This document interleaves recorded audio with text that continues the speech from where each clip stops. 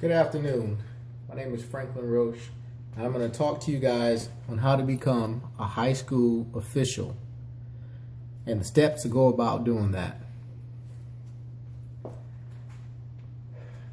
First things first, one thing that you ought to have is a complete understanding of the sport that it is that you're trying to officiate. I don't know much about lacrosse, so I probably wouldn't go and try to officiate lacrosse. But I do understand football, so I'm going to try to officiate football. So that's the first thing I would tell you to do, is try to officiate the sport that you know most about. Because therefore, you'll probably feel a little bit easier, and it'll probably be easier to acclimate yourself to that sport because you understand it a little bit. If you played it, you're watching on TV, you understand the rules a little bit. So I would always suggest and recommend at least doing a sport that you understand a little bit at first. Once you do that, because you are going to have to take a written test. And in this written test, it's going to consist of about 100 questions. And it's going to be true, false. It's going to be some fill in the blanks where the answers are going to be in multiple choice questions. Again, if you understand the sport that you're actually going to officiate, sometimes taking the test even sometimes make it a little bit easier for you to get a passing score or a higher grade. Therefore, that gets you on the field that much faster of the respective sport that you're actually trying to officiate. At the same time, too, some sports agencies, like the one that I'm going to talk about, is right here in the state of Florida, the Florida High School Athletic Southern Association. They require you every year to take a state mandated test. So you got to read up on your rules. You got to know the rules. But knowing the sport that you're actually going to officiate and referee will help you out immensely once you understand the sport that it is that you're trying to officiate. Second, sometimes you may have this grand idea that I want to officiate, but you have no clue or no idea what actually goes involved in officiating. The time, the schedule that you actually have to put into officiating. Remember, officiating is a lot different than playing. When you're playing, you're just focused on what you're doing and your responsibility. And when you're officiating, it's kind of the same thing. You're still in a team atmosphere, but you're not watching the game.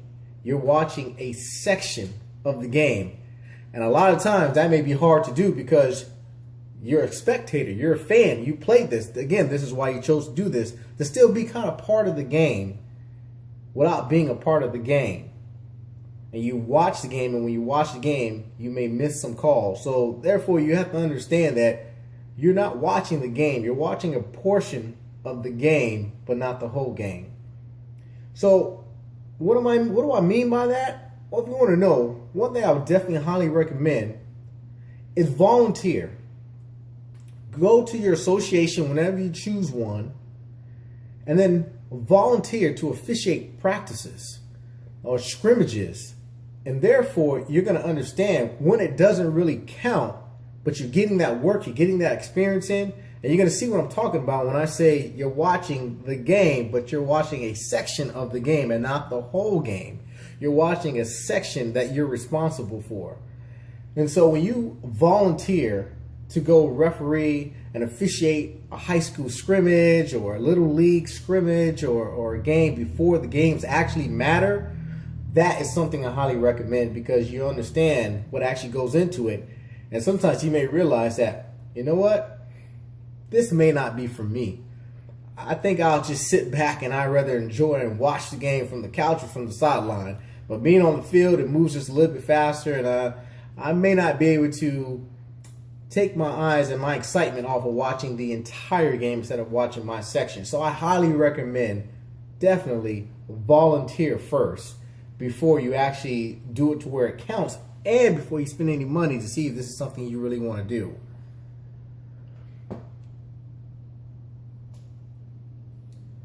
Well, Third thing I would tell you to do is contact your local association. You can't just show up at a high school game and say, I want a referee. You actually have to go through your local association, because most associations or most schools and school board are contracted through an association. That's who they go through for their games. There's a certain level of professionalism that requires you to go out and officiate these games. And again, like I said, sometimes it's maybe the last time that somebody plays a sport. You know, maybe the last time somebody plays a high school sport, and that's very important to them. So if it's important to them, it should be important to you to make sure that you're giving that sport, that student athlete, everything you got to make that experience with them more enjoyable and memorable. That's something they're going to remember for the rest of their lives. And who knows, what you do out there may have them wanting to do what you're doing. And so you're not only representing yourself and having a good time, but you may be laying the foundation and the groundwork for the next person that's coming up that's watching you and says, wow, that guy looks like he's having a lot of fun. He enjoys the game, and this is a way for me to keep going. So you definitely want to enjoy what you're doing, and you want to be out there, and you want to give it the full commitment and the excellence that you would require, or that you would want if it was you out there playing and giving it your all. So contact your local association. My association that I'm with is WCOA, and you'll actually see it in the PowerPoint. It's a West Coast Officials Association. It's based right here in Tampa, Florida. You have a local meeting. You can go to the website, which again, that'll be on the PowerPoint that you can look up, and you can see, like I said, about all the information about how to go about signing up, and it'll just touch a little bit more in detail about what I'm talking about now. And that way you'll have a better understanding. That way, if you don't catch everything, like I said, and there's always telephone numbers that'll also be on the website that you can call, and they're always more than happy to assist you and you are pursuing your goal of becoming a high school official. Another thing too is, it's outside of just volunteering. Like I said, there's rules involved, things that you never thought about before, or certain difficult circumstances that may happen on the field that you never think about. And so there is some classroom work involved. Again, this is why volunteering and putting in the groundwork ahead of time is to make sure this is something that you actually want to do, because it's not just showing up, throwing on a pair of tennis shoes and running out there and officiating. There's some classroom work, there's the physical, and there's didactics. So there's coursework, and there's also the physical work that you actually have to do. Sometimes, you pay a small fee to take a written test. And so again, time is money and money is time. If you're going to pay your money to do this, I don't want to take a test over and over and over again just till I pass and I can go out and do this. I want to pass it the first time. So getting with my local association, going over and doing study groups and learning and putting in the time and the preparation before I get out there is going to make me a better official. It's going to make you a better official, and it's going to make everything more enjoyable and make the experience more enjoyable for everyone there, for the fans, for the student athletes, for the coaches, for the administration, everybody. When you know what you're doing and you have a proper knowledge of what it is you're doing, then everything else seems to fall in place. Now, one thing I probably should have started off with first, and I should have mentioned this at the beginning, is that because you are around student athletes that are in high school, they're underage, there's a thing called the Jessica Lunsford Act, that if you're going to be around high schoolers, you have to go in and get fingerprinted. It's kind of like being an independent contractor when you're with your association. So I'm with the WCOA, and I go officiate a game. Well, although I am with the association, the school board is still responsible for who they allow around their children.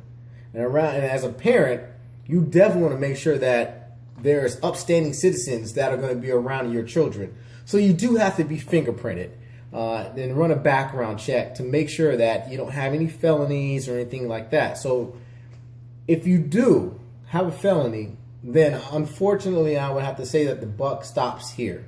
You cannot officiate if you have a felony. You can't be around any minors and any underage children if you have a felony. So keep that in mind, that if you have a question about something, then you can actually contact the local school board and give them your situation, and they'll be better to guide you about whether or not you're eligible or not eligible to go forth and participate in officiating and becoming a high school official. Now, once that's all out the way, you've taken the test, you've volunteered, and you're ready to go. Well, now you got to buy the equipment. Now, by the equipment, I mean you can see my getup of what I have on right now. So, first things first is that you want to get a watch, especially something with a timer or a countdown. Something that can count down, so the play clock, so you can keep track, and that helps the game get moving, and it helps the game move a little bit faster, so you don't have the long delays, and everybody can get out at a respectable time. So you definitely want to have a watch.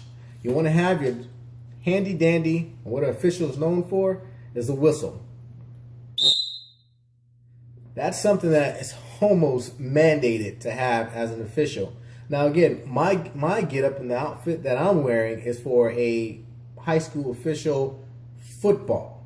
So everything I'm wearing is a football official or football referee.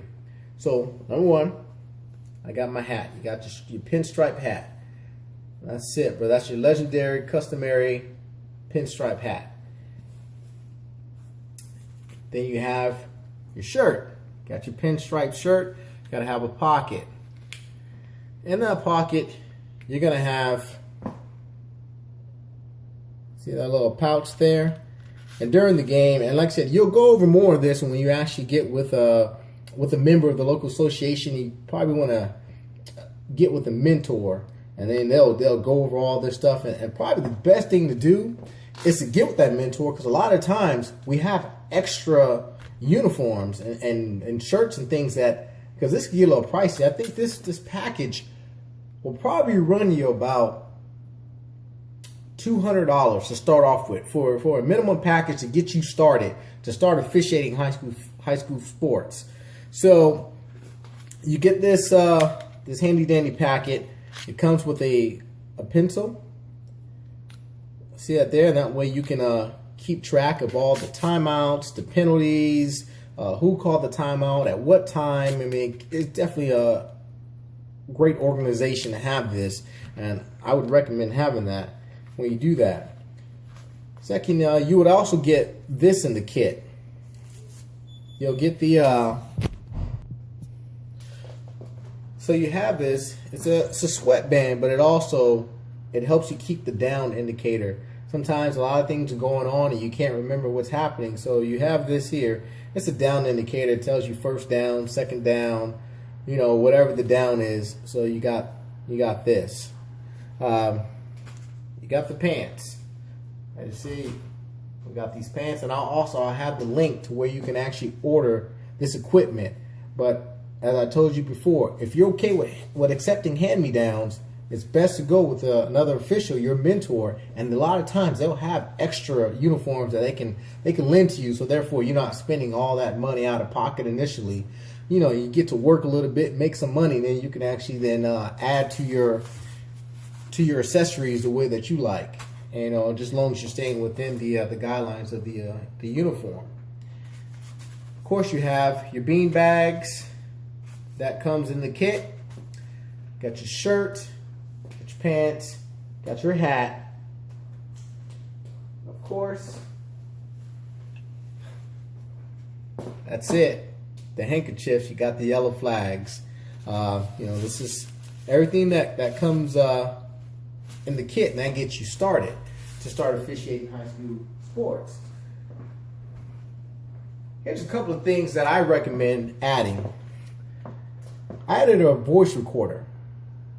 A lot of times, when the game is going on, I don't want to go down and I don't want to reach down and write things down. I want to be able to keep my eyes on what's going on the field and what's going on with the student athletes. So a lot of times I can just carry this voice recorder, put it in my pocket. I could just pull it out, record what the penalty, what the foul is on, what the yardage, stop recording, put it back in my pocket. When it's time to record, I just play back real time. And to me, that's a lot more. But again, I made the investment to do that. You don't have to do that, but I think it's worth it. I did it, and it works out for me. And like I said, once you get into it, you'll figure out what works best for you. Now, a lot of times you'll have the what we call the clock operator, and they're up in the booth, kind of the eyes in the sky, and they'll be writing this down. And at halftime, all the officials will get together, and then we'll discuss what the penalties are. So, if this is all something good to have if you're going to be doing the clock operator. Again, this is also part of the uniform and equipment that you should have. So definitely keep that on hand. And then lastly, how do you get the games? How do I start officiating games? How do I know where to go? How do I know how to get there? Well, most associations, just like my association, we have a website that we use. And it's an assigner. It's called the Arbiter. And you go in, you set up a password, a username, and like I said, your local association will go over this with you, whoever your mentor is, and they'll go over it step by step. But you'll go in there and you'll sign up and you'll put in the Arbiter, and I'll let you know your availability based on your zip code, based on your work schedule. You know, you'll let them know when you're available, where you're coming from, and that way, like how far you're willing to travel. And you'll get the games based on that. And that's a good recording system also too. A lot of times we get paid in cash. So when you get paid in cash, like I said, you are an independent contractor. So you want to be able to keep a good log of those things about what games I worked, where I worked, and those types of things. So keeping a good records, a good accounting is good, and that's what the Arbiter is good for. It kind of does all that for you. Where you're assigned, where you're going, who you're working with, phone numbers. So who's the administrator at the school you're going to be going to in case the facilities that you get to are not up to par, where you have to get dressed and undressed if it's not safe. So there's a lot of things that go into it, but the Arbiter is great for that. That's great record keeping. And that's something that your local association, like I said, will go over that with you, whoever your mentor is. But for your own experience and for your own records, you want to actually keep your own records. And that way, if something does happen, or you can kind of counteract or balance whatever their records show versus what you have written down. Another thing, so you know, is record your experience, because again, that's what this is. It's an experience. You're learning, and that's what this is all about. It's learning and getting better every day to become an official. I mean, we're all not born to be Ed Hockley. You know, we have to work at it, and by working at it, you know, you have to record yourself. I mean, that's the thing. You know, you have to be able to critique yourself and accept criticism. So, you know, like I said, recording yourself, keeping good records, those are things that are also going to make you better. And like I said, if there's any other questions, like I said, you can go out. If the website doesn't answer it, or my PowerPoint doesn't answer it, and your official doesn't answer it, and your mentor doesn't answer it, and your association doesn't answer it, like somebody's going to have an answer. We don't have all the answers, but we'll know where to find the answers. So I hope that actually was able to get you started in the right path to becoming a high school official. And I wish you the best of luck. And if you have any questions, like I said, contact your mentor, your local association, the Florida High School Athletic Southern Association website. There's so much information out there, and I hope that you will take this experience and take this opportunity with great gratitude. And I hope you'll enjoy it just as much as I enjoy it, because it's a lot of fun. And I hope to see you out there. And I hope you're welcome to the ranks and the unity that we call the officials. So thank you for watching, and hope to see you out there soon. Take care.